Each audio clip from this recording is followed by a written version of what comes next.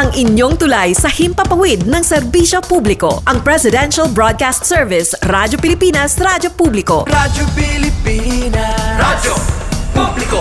Kinilala ng pang-international at prestigyosong Asia Pacific Broadcasting Plus Awards 2025 para sa kategorya ng Government Streaming. Ito ay dahil sa epektibo nitong pagsasanib ng mga tradisyonal na media tulad ng telebisyon, radyo at print para masabayan ang mabilis na pag-inog ng mundo ng digital at social media tungo sa mas epektibong paghahatid ng mahahalaga at napapanahong mga impormasyon sa mamamayang Pilipino.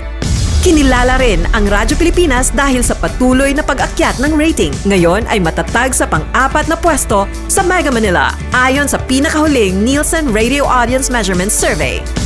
At sa social media, nakamit ang mahigit 2,000% pagtaas ng bilang ng mga sumusubaybay sa Radyo Pilipinas page sa unang bahagi ng 2025. Patunay ito na ang inyong Radyo Pilipinas, Radyo Publiko ay tunay na kaagapay ng inyong pamahalaan sa paghahatid ng serbisyo sa mga mamamayang Pilipino.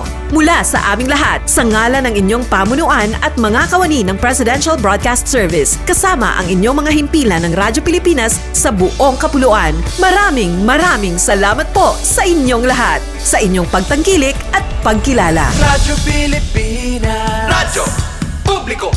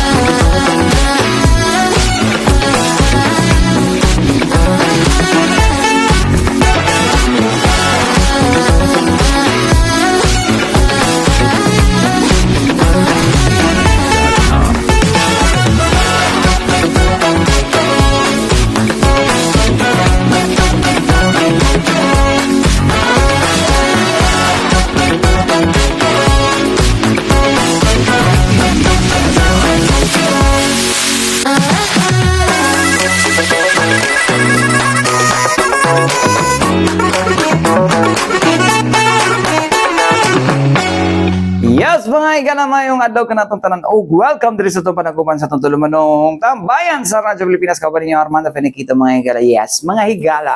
Kamusta mong tanan? Kamusta? Char. Ito eh. Anyways, mga katambayan na, uban-uban na sa kita na aron hisgutan ng ato ang mga hisgutanan diri no sa to ang palibot, mga higala no. Sa akong palibot lang mo labot, charing.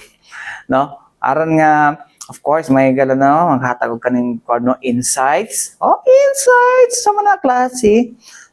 Hatag sa inyo ang mga impormasyon, mga higala na angay na ito masabtan og mahibaw-an, mga higala. No? So, kamusta na mga gano'n? Pizza 26 na, bulan sa web, Pizza 26 sa bulan sa Webis. Bulan sa Hunyo 2025, mga higala. No? And papasok na kita sa ito ang second half sa ito ang kining tawag nato nga kuan mga higala no. Sini. Second half sa tuang tuig mga higala, so padulong kita hapit na ta mag-countdown sa tong Pasko mga higala.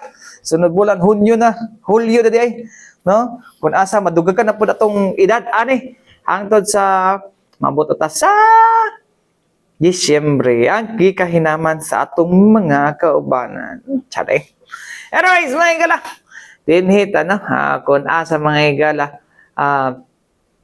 Isa sa mga hisgutan na to about patriotism, mga higala. Patriotism and volunteerism, mga higala. Isa na sa mga angay no, nga ma-inculcate sa itong mga kabataan, mga higala. No, na how to be no, a patriot, young people, no, patriot, patrioth, no?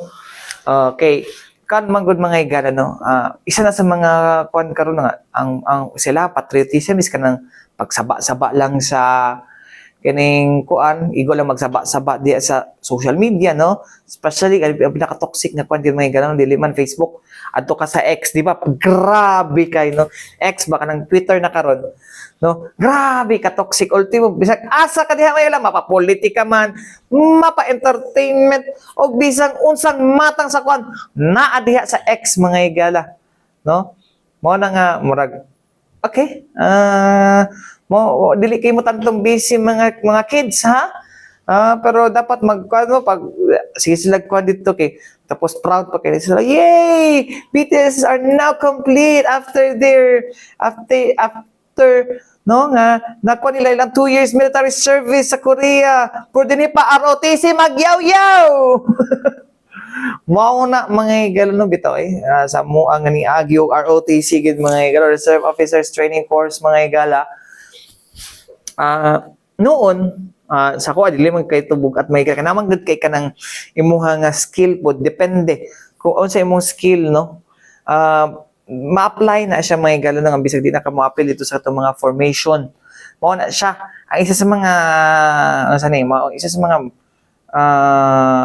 kanang ginabuhat mga higala na pero kung able ka man wala kay sakit no why not nga di na lang mag-ROTC di ba well kuha na siya mga higala mao na tinod nga para sa bayan kanang ROTC mga higala. Anyways mga higala no di na ta maglangan mga higala no kun asa ato anang paminawon mga higala no ang pahayag ni kuan no ang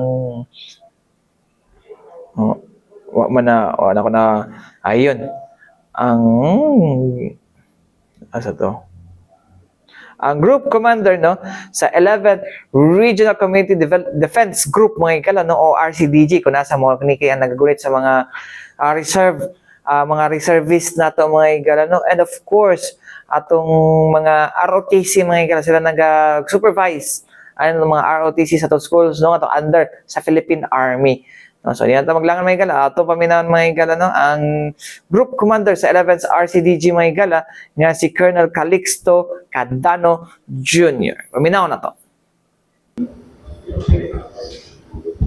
I mean, lahat na-graduate. Apo. Hanggang ilang taon? From 5 years. From 5 years. We have a roughly estimate about 100 to 110,000. So, 5 years pa lang yan, Yes. sir. How about yung mga 12 years or 10 years? Milyon na to. Sobrang milyon. Yung kagaya ng sabi ko kanina, sobrang milyon. Pag i-master natin lahat, simula kung we have about 20 years before.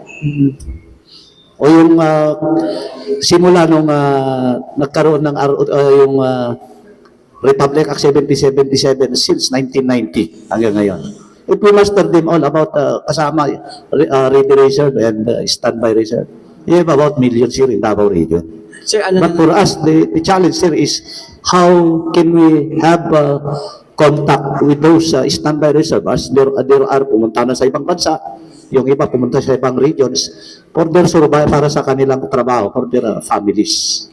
Kaya siya tinawag na standby reserve ito kasi wala tayong control. Sir, right now, sir, no, kasi parang after nung tuluyan ng naglaho ang New People's Army dito sa ating lugar, no, how will you now recruit those students, especially college students na pumasok sa ROTC? It's because right now may ibang mga schools hindi nag-o-offer ng ROTC, and then yung iba din depende sa kurso kung ano yung kinuha nila para makapasok ng ROTC. How will you parang campaign para yung mga students to show their patriotism na pumasok sa ROTC or mag-enroll sa ROTC? Firstly, we are invoking the Republic Act 9163, or we call it as the National Service Training Program Law. So, nung na-create si NSTP, nawala si Republic Act 7077.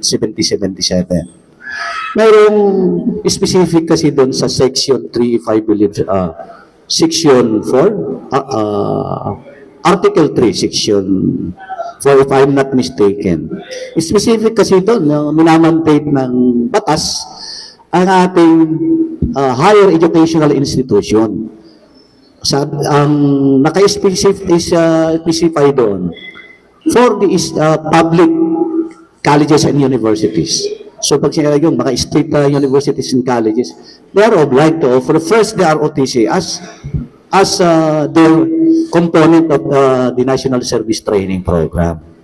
So naka-specific ko na sabi niya na provided, sabi, abutin siya ng 350 na na cadets enrolled in ROTC program.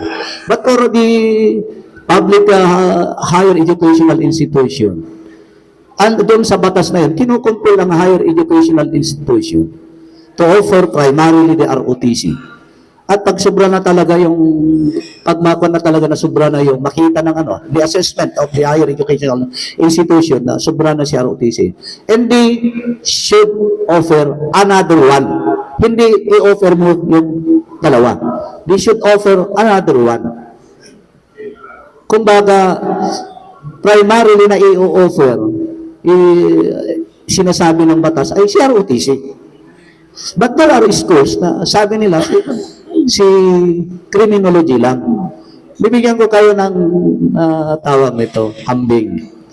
Kapag tayo ginera, kapag sabi niyo ng gira sa atin, ay hindi kita gigirahin, hindi ka kasama sa gira dahil hindi ka naman criminology graduate. Kasi si criminology lang naman yung nag-undergo ng ROTC. Yun yung sa akin. Sa gira, walang sinisino. Hindi kahit nga PWD. That is yung tawag nito, yung katotohanan sa gira. PWD ka man o babae ka. Kaya meron pa yung sabi na hindi kasama si babae kasi babae nga yan. No, walang sinisino sa gira. The fact na kahit sa ibang bansa, kaya sabihin nyo siguro, si China kasi communist, si Russia kasi communist. Even punta ka sa United States and Israel now. Tingnan nyo sila. They are democratic countries. But mandatory sa kanila yung military service for 2 years. Sa atin dito, sa school nga lang, sabi niya is, enroll na lang natin sa ROTC si criminology students. No, nakalagay doon sa specific sa batas natin. Sabi, lalo na yung public higher educational institution, na si ROTC ang primary na i-offer as an STP component in public higher educational institution. So yun yung ginagamit namin na isa, yung Republic Act 9163. And of course, in-encourage namin yung bilang patriotic Filipino citizen. Kasi baka sabihin nyo, kasi si CWT is patriotic man din, but it's naiiba kasi yung magsuot ka magsiserve ka sa bansa natin, and you're wearing security forces uniform.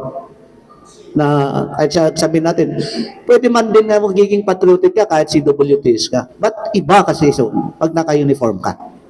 You have the sense of pride, you have the sense of more responsibility as a Filipino citizen. Other than that, kagaya ng mga pinanggalingan namin sa Lapanday kanina, there are benefits, all benefits na natatanggap ng regular forces, ng armed forces natin, ay natatanggap ni reservist. Ang hindi lang niya natatanggap ay yung tinatawag nating sahod.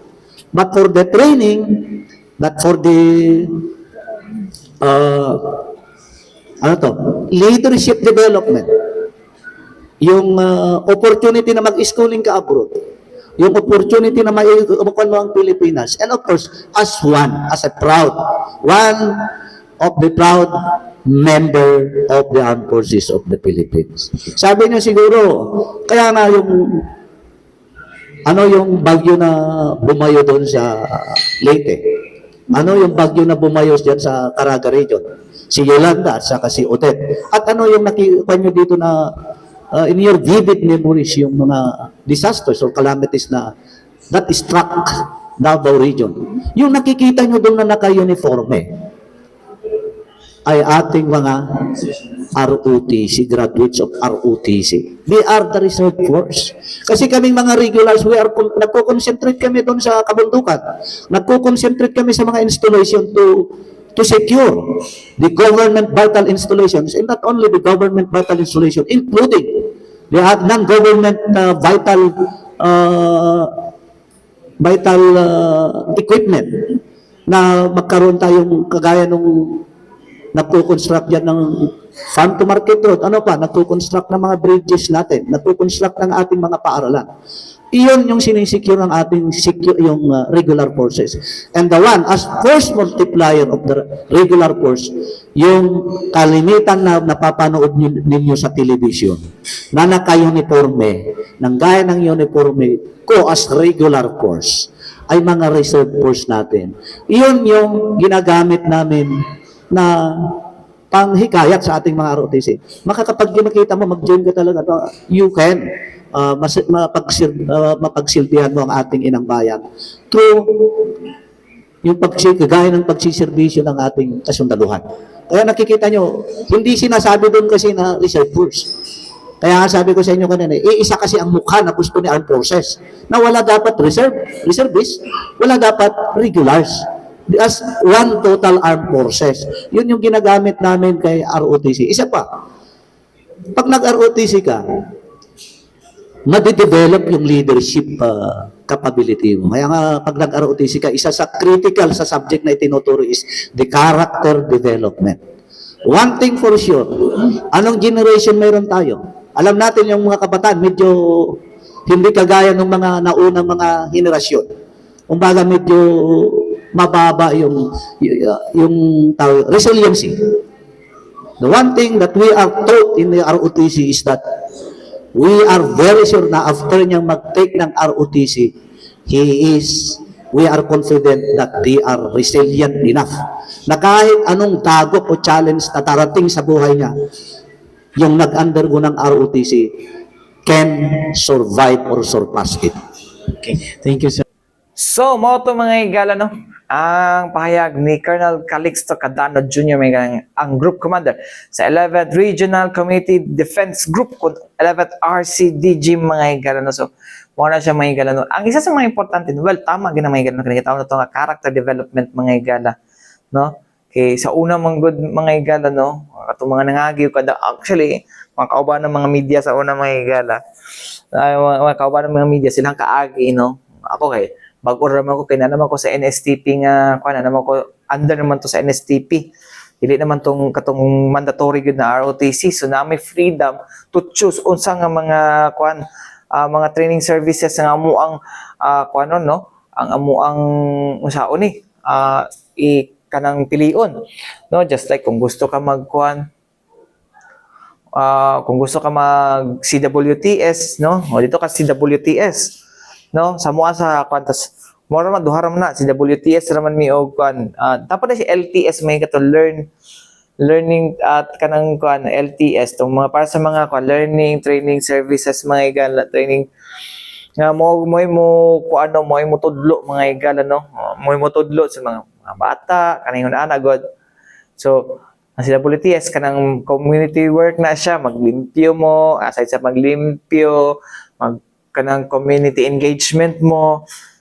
Pero ginabuhat po na sa ROTC po, no? Dili naman king ROTC formation marcha dagan-dagan atong rifle dili man ana sa mga panahon ng ROTC is more of kaning trainings po, no, on disaster response, no, kay mo to yung giingon, no, nga mga bagyo nga ang mga ROTC officers, no, ang nagaadto sa mga lugar no to conduct search and rescue response, mga SAR.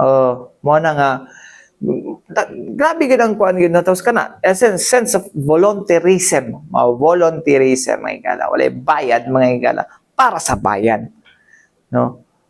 Pero karon patrabaho overtime magbaga char lang bitaw mga igala. So mo na ang kuan bitaw sa ato kuan, and then believe po kuan ni mga igala na even sa mga reservists mga igala so wala sila bayad mga igala, they are willing, no, they are willing to kuan, no, to spend or to allocate time mga igala, no, para sa kanang mahimo sa force multipliers kapag naay kuan, kapag naay mga activities dinhi, no.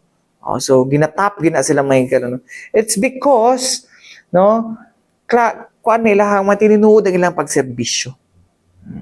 Mao po nang itudlo po sa ROTC. So kato mga bata padulong pa lang college, no, why not have a second why not consider, no, ang pagsulod sa kaning ginatawag na nga ROTC para sa bayan. Anyways mga igala, balik kita man lang sa mga importante pa hinumdum ni nga to si Biana. Balik kita mga higala din sa ito panaguban sa itong tulumanong tambayan sa Radyo Pilipinas. Kawan, gihapon ninyo, Armando Fenekito mga higala. Yes, mga higala, no? Happy tigid mo ba na nga ito ang Duaw Davao month-long celebration sa ito Duaw Davao Festival. Di na ako mapagpatugtog ang inyong music kay stick to kay si Meta sa copyright. No, grabe gid mo ako no copyright si Meta mga higala, no. Halos tanan na lang, no, katong mga sa una nga non-copyrightable na mga music karon na copyright. Wow.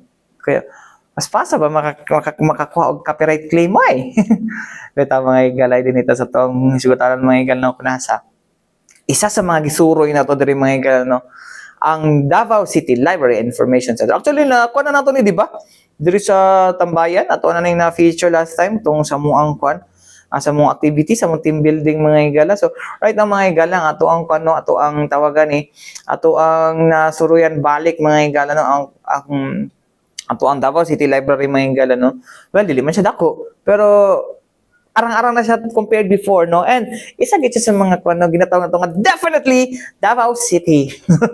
O na siya mga higala. Definitely Davao City ning although mo dako man tagod na ano pero sa mga nato nga national condos na demog na national historical value ang ato ang kaning Cayetano Bangoy fire station. So mo na nga dili na lang hilabtan na no diha na lang siya so gipataas siya. So nindot man pod ang atong library mga higala no. So anyways, mga katambayan no di na ta maglangan mga katambayan atoan na suruyon ang atong Davao City Library and Information Center para maghatpon mo nga mag-review diha pod no. Anyways, atong tanawan. Library Information Center. So, I am Jen. So, I'll be the one na mag-assist sa inyo para mag-tour din sa Davao City Library. So, just, ano lang siya, parang short introduction regarding sa history of this building, of this city library. So, ang atong city library before is na siya sa SP building. I don't know if naka-visit pa mo dito, but the previous library is just parang very traditional. So, isang floor lang parang siya.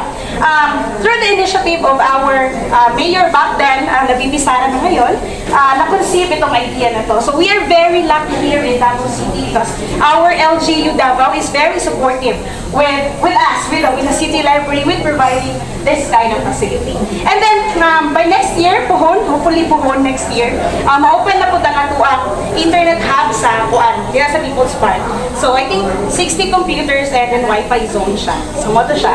So open na itong city library, July 15, 2022. Yan siya, after pandemic. Supposed to be earlier than that, pero nagka-pandemic man, so na-delay. So yan po. So mo to siya ang so we are, makainon dyan ko na, we are very proud to have this building, to have this facility, kay dili tanan nga public library sa Philippines, inali kanindot. Yes. So yes, indeed. So definitely Davao. And supposedly, hangtod ni siya dira sa kaning BFP ko na building dahil sa kilid. Pero since National Heritage man ang BFP na building, so dili siya pwede bukagon. Yes. So, mo to kanila yun siya. Dili yun siya yung dako jud kayo compared sa siguro sa mga international na ano. Pero makayong makatungkit na po at some point. Yes, indeed. Definitely, Davao. Yes, sige. So yun, mag-start na to sa atong tour. Yan. So currently, you are here at the periodical section, the ground floor. So this is our periodical section. So we have the magazines and newspapers. Mga itong magazines are mostly donations and newspapers kahit kung ano siya kanang subscribe. So ang atuang CP Library, mga nasiguro sa 70 to 80% donations sa atong collection, sa atong mga materials. But of course, we have a budget for books as well. Kay dagan gud kayo generous people sa Davao City na naga-donate. So for those of you who wanted to donate your books, old books, or yung mga board games, yan, we are very willing to accept those things. Okay. Naman gud tayo 182 ka barangays na gina-serve po. At the same time, we have 3 district libraries. Wala siya. So, nag-share tag libro dito. And other materials as well. Okay? Sige po. And then, in every floor, you will see a mural. Yan, I'm also very proud of our murals here at the City Library. Kay mga taga-Davao ang nibuhatan ni. Yan. So, naghimo ta og mural contest before the opening of the City Library. And natayupat ka winners. So, in every floor, line siya, of course, of design, and line for the artist. So this is Nakabilin. Basically, this is about the children of Davao City. Yan. So, including the 11 ethno-linguistic group. I was corrected. I was grouped down. So, much appropriate now to call it group. Yan, than the tribe. Kasi, if ever may mga tour dito, I always call them as ethno-linguistic tribe. Pero, group daw yung, mas appropriate. Tama ko mismatch. Kasi last Friday, nag-tour ko mga Malaysian. And then, nakakauban ako si Sir Warren, dati sa tourism. And then, modo to ang supposedly ang most appropriate term, group, instead of calling it tribe. Yes. Okay? Sige po, yes. Alright, so let's proceed now upstairs sa second floor. Okay? Sige po. By the way, no foods allowed pa sa taas, but we have cafe here. You can order your drinks and food. Alright? Sige. And this is our information counter. So if ever you wanted to have your membership here at the City Library, dito pa tayo sa information counter natin. Yes, sir, Limber. Pero Monday pa po ang registration since wala tayong treasurer's office niya. Yan, wala finance. Alright, sige po.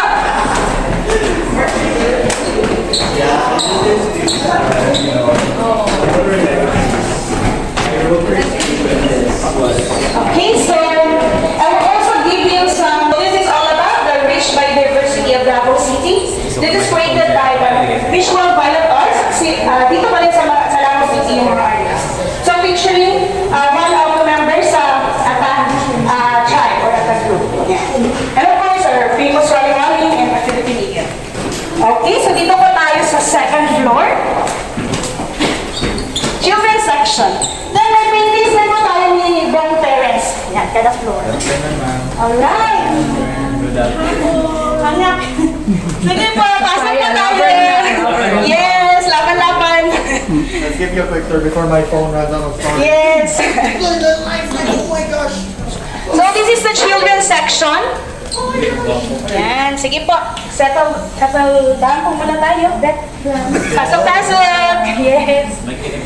Alright. Okay. Yan, so this is our children's section.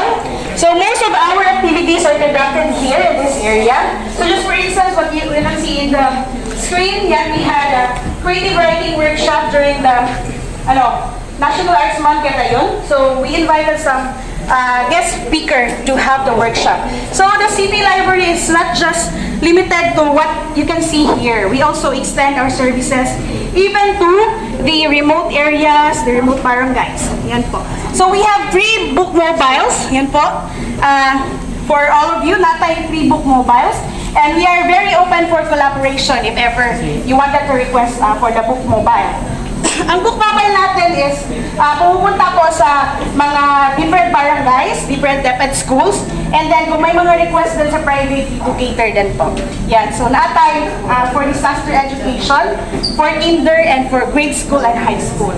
Yan. Muna siya isa sa special feature sa City Library kay wala lang ta nag-stop dili mag-extend even sa mga lagyo na lugar. And then yon, na-activity area dito na side, pwede po mo mag-picture-picture, mag-explore. And then we have the book of Diti Sara there, the isang kaibigan book. So siya personally ang niyan August last year, and she did the storytelling together with the children from, nakalimut ko sa center, basta itong mga orphan and then some of the abused children. So nag-anis sila dito together with Diti Sara. Sige po. Then natin, sa gawas, katong makita niyo yung City Library, pwede mo magpa-picture. Ayan. Sige po.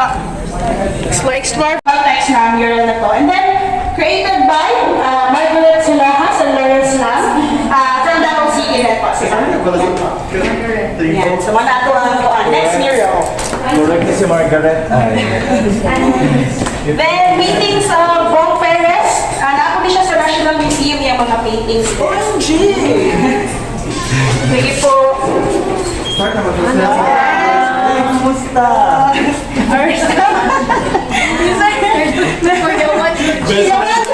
Sige mo, interviewon. is our third floor. Yan. So here sa third floor, naatay special collection for the Bawanyana corner. It is all about, ano to sila itong fancy chicken. Sige po, please come in. Ano na ako reservation? Sir? No. Nakamoy, upan diri ang tay buntag pa sa iyo, musulod iyahang mga kauban, i-reserve na tipot kuan. So kana ma'am niya, first come first serve bayat ta. Okay po ang kuan uban. Sige po. So mo ni siya to ang Davao-Enyana corner. Ang nadiri kay history of Davao or Filipino authors na nagsulat from Davao City or the whole Davao region. Yan. And of course, featuring Ginatuang Tatay Digong and Ma'am Sara and the rest of basta anything about Davao City and the whole Davao region.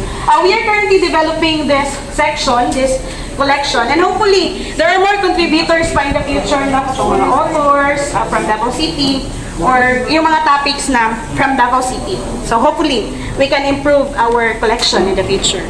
Then, our library is not the traditional library that we used to have. Kaya automated na po siya. So, naatay automation system, if ever mag-search mo book, so nanataan na. Then, if ever nga magsulat mo sa library, dili na itong sulat-sulat before, pero tap na lang ang ID, so automatic na siya. So, unlike before nga, sulat, tapos kung makita libro cards, okay, so dili na siya inana. So, we have the automation system. We have Koha. We are using Koha and we are developing in-house na system. So, definitely, Davao, dili na kita behind sa technology natin. Yes. What's that mean? One siya, pwede mag-research doon yung mga clients. Quick research lang if ever, siguro di available lang phone or no, basta extra ano lang siya. Sir, tab na siya nga, pwede ma-research dara. Mag-research dara. Ay, di mo open. Siya. Bisig naka-kuhan po doon. Yes po. So, ano siya, usually, pag peak season, dili ako, no, jud kaya tong City Library. Dito makaingon nga, napo ba yung magamit ng library? Yes, of course. Last year, nasa mga around 400,000 ang atuang clients sa City Library. Yeah. So, karon napalang ta sa mga 200k or half pa lang. Ano sa usually mga client ninyo? Mix man gyud siya, sir. Daghan og college students, napoy mga naga-review. Daghan naga-review. So, for instance, na-let ka na, daghan kay mga clients nga naga-take og let, naga-review for let. So, ay bar exam, daghan po naga-prepare diri and naga-study. 7 p.m. po, ma'am. 8 a.m. 7 a.m. pa. 7 to 7 lang. Hopefully, ma-extend yun tayo in the future. 100 pesos good for 1 year na siya, ma'am. So, very cheap lang yun siya. Opo. Sige. Ito mga Dili members, dili makasunod. Makasunod, sir. Ang Dili members, pwede sila mag-visit. If first-time visitors, okay lang siya. So, dili may mangita og card. Pero kanang magbalik-balik ng yun, like, on a regular basis, kanang mangita jud niyo membership card. Opo. Pero pag dili members, okay na kayo. Daghan diri. And actually, kaning mga gagmayng bata na to, like students from Kapitan Kumas, wala na mo na sila ginapakita ang card. So, lang na sila. Kaya syempre, uban, problema pa, 30 pesos, bukat na biya sila ha. So, nagapasulod ni sila ha. Sige, ang coverage sa membership card. Ano siya, ma'am? Benefits. Nakay 8 hours na wifi a day.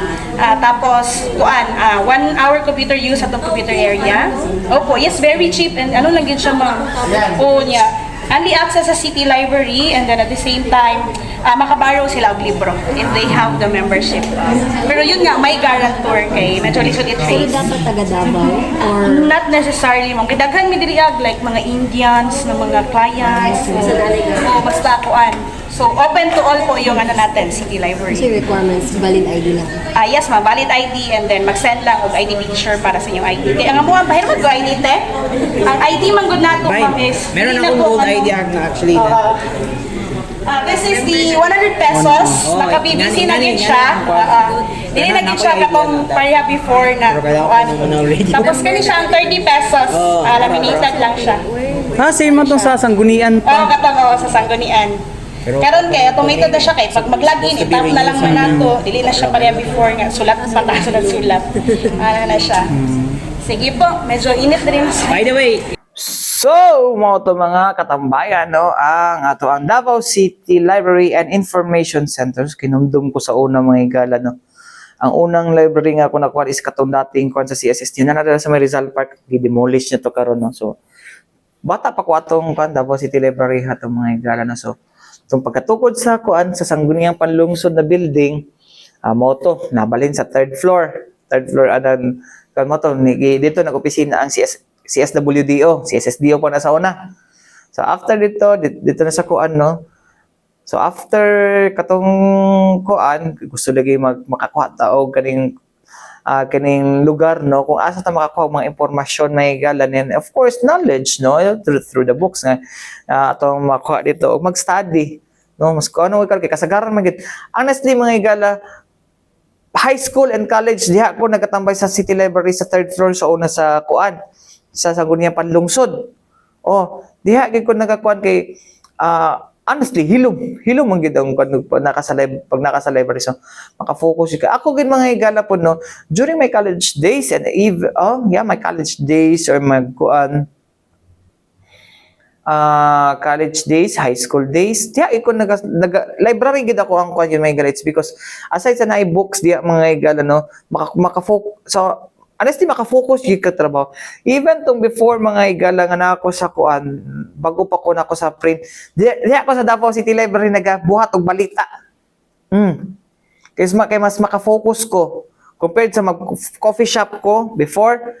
Diya ako sa Davao City Library nagabuhat og balita. No? Kailangan ka magdalag earphones kay para katoy mo mga kuan i-transcribe nimo una kato mga kuan imo paminawon no. Ay nagkakuan ay muna akong kuan sa una. So, siguro kato sa una kay kuan pa intact pa ko ang kuan. Intact pa akong focus no. Char. Wala mga higala no. Wala isa sa mga nindot no. Nindot gid nga nagitay yung ana nga mga facility just like Davao City Library mga higala. And isa po sa kuno kinasala po sa mga line services mga higala no. Which is very kuan mga higala timely mga higala kay dapat tayo ba mga kuno kay reading comprehension mga higala kay amot lang asa na nga level mga higala based sa PISA nga kuan baba kay tag kuan baba og kaning PSA ba to or PISA. No nga baba ta og kaning level of kaning comprehension sa tuang pagbasa.